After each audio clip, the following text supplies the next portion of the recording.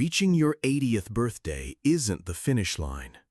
It's the starting gun for the real fight. A fight that most people are losing, not because of bad luck, but because of four invisible enemies they never see coming.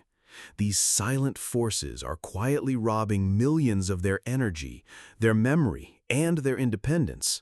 And by the time most people notice, the damage is already done. In this video, we're tearing back the curtain on the four real reasons so many struggle to thrive past 80. We're not just going to name them, we're going to dissect them, understand them, and arm you with the strategies to defeat them.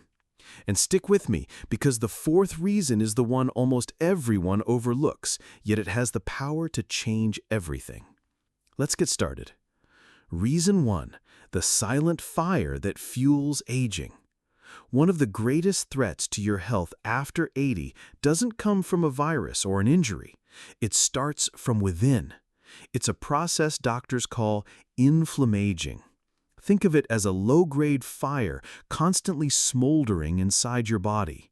You don't see smoke, you don't feel the burn at first, but its embers are slowly cooking your cells, damaging your DNA, and hardening your arteries. This isn't the acute inflammation you get from a cut, which is your body's healthy, healing response. This is chronic, systemic inflammation. It's a deep, internal fire fueled by decades of seemingly small choices. The processed foods, the hidden sugars in your drinks, the prolonged stress, and even just long hours of sitting.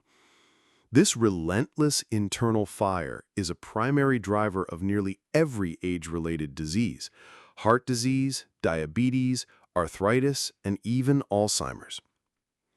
Consider the story of Martin, an 82-year-old retired accountant. He did everything right.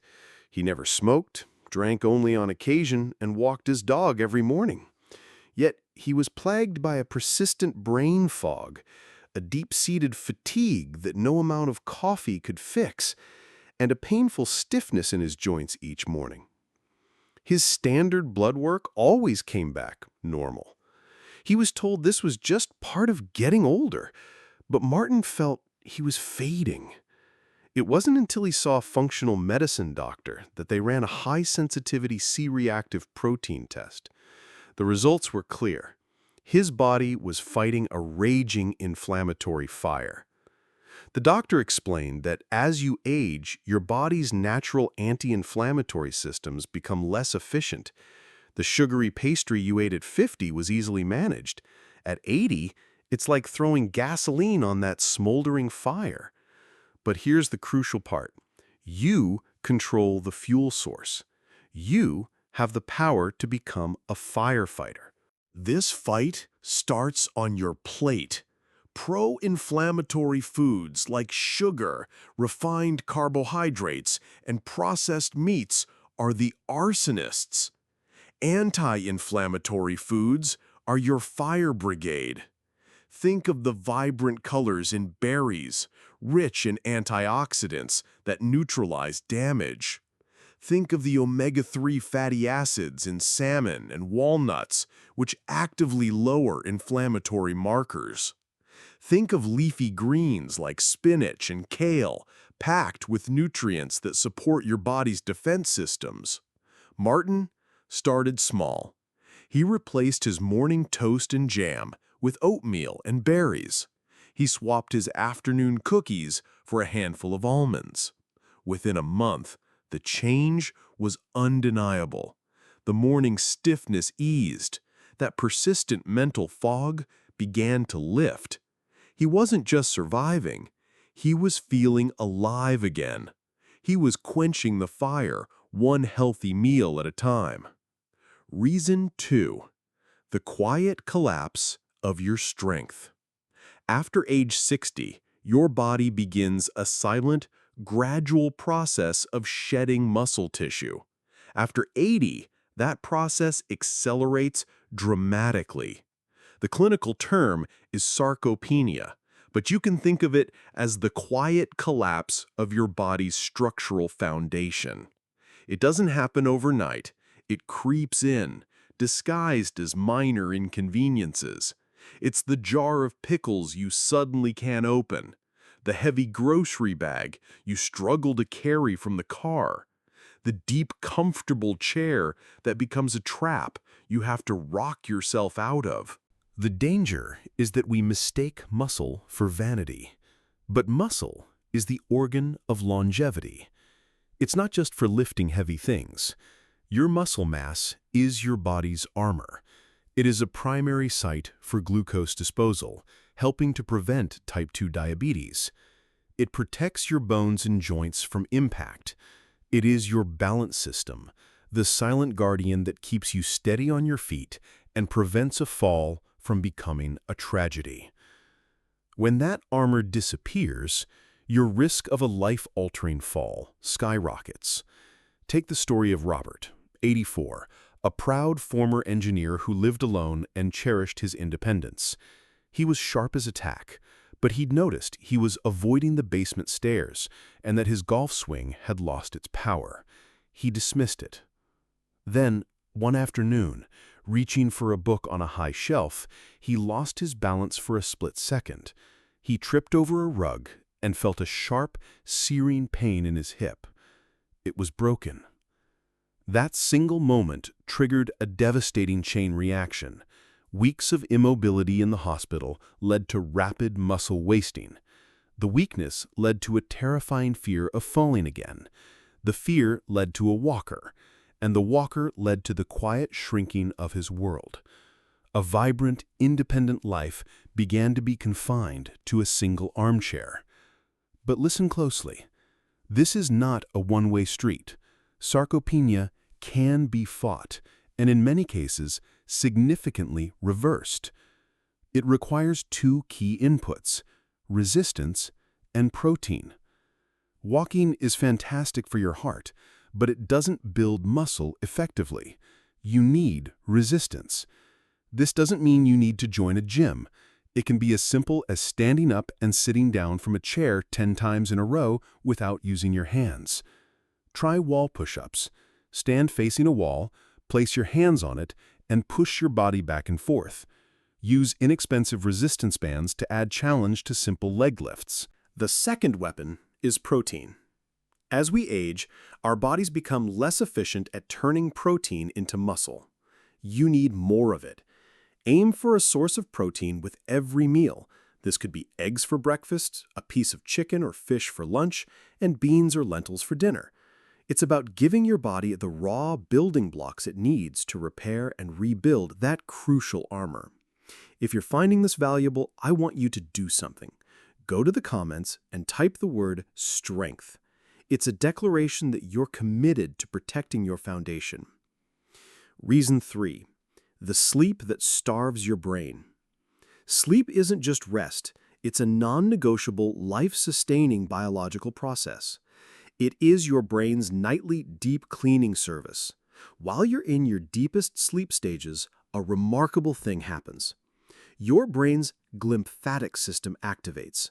It's like a power washing crew that flushes out metabolic waste and toxic proteins, like beta amyloid, which is linked to Alzheimer's disease. Your body also uses this time for cellular repair, hormone regulation, and consolidating memories. But after 80, the architecture of sleep often changes. Sleep becomes lighter, more fragmented. Many older adults find it hard to fall asleep and even harder to stay asleep. And the catastrophic mistake is to accept this as a normal part of aging. It is not normal. It is dangerous. Waking up 3 or 4 times a night isn't a minor annoyance. It's a sign that the cleanup crew is being sent home before the job is done. Night after night, those toxic proteins are left to accumulate in your brain. This is why poor sleep is directly linked to cognitive decline, memory loss, mood disorders, and a weakened immune system. Let's look at Helen, 86. A retired librarian, she was used to being sharp. But she started finding herself standing in the middle of a room, unable to remember why she'd entered. Her energy would crash by 2 p.m., and she'd caught 3 bad colds in a single winter. She just figured her body was winding down. Her doctor, however, connected the dots to her fragmented sleep. He explained that her brain was literally being starved of its essential maintenance cycle.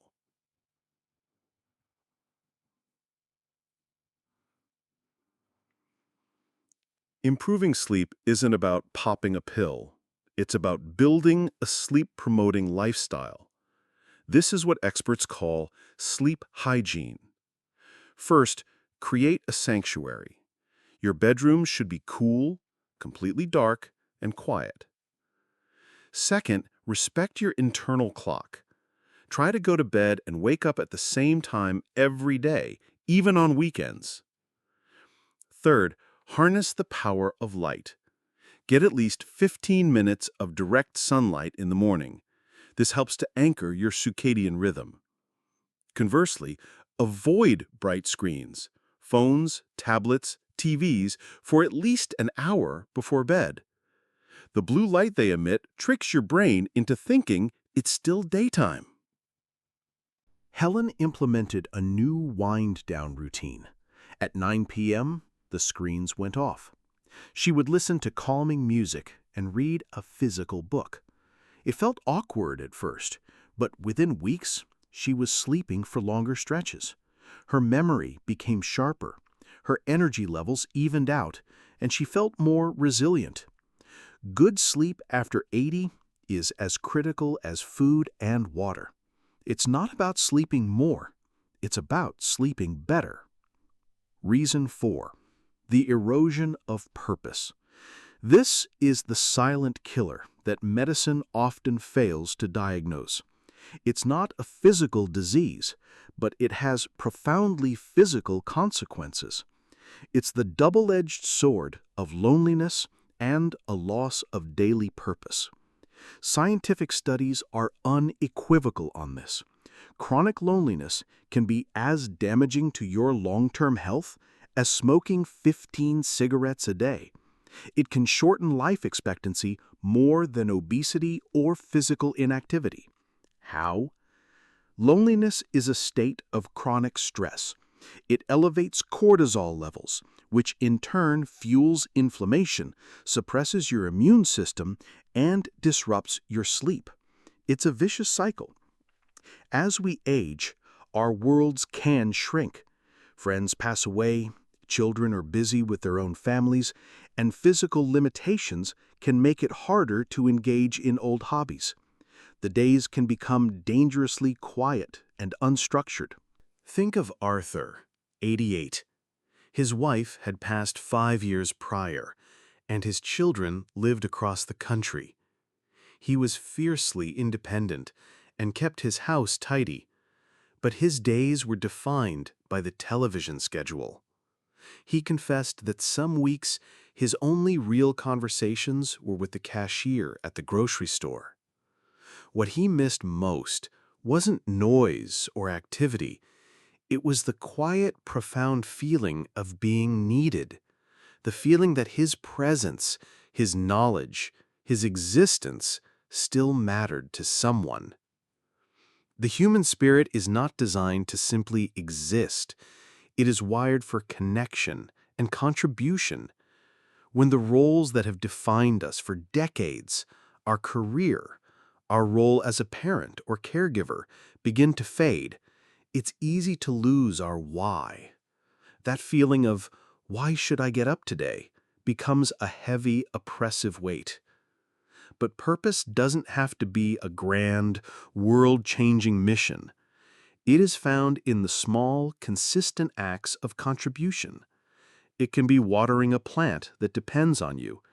It can be a daily phone call to a friend who is also alone. It can be volunteering to read to children at the local library for just 1 hour a week. It can be writing down your life story for your grandchildren. It can be feeding the birds in the park and noticing they come to expect you. These small acts create rhythm. They create structure. They create meaning. They send a powerful signal to your brain and body that you're still a valuable, contributing member of the world. Arthur decided to start small. He began volunteering at the local animal shelter, just sitting with and petting the cats for an hour twice a week.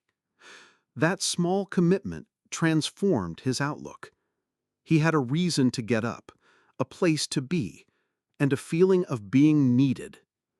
So I ask you, or anyone you know over 80, what is your purpose right now? Find it, nurture it. Protect that purpose like it's medicine, because in every way that matters, it is. So let's bring it all together. If you've watched this far, it's because you understand that living past 80 is a gift, but thriving past 80 is a choice.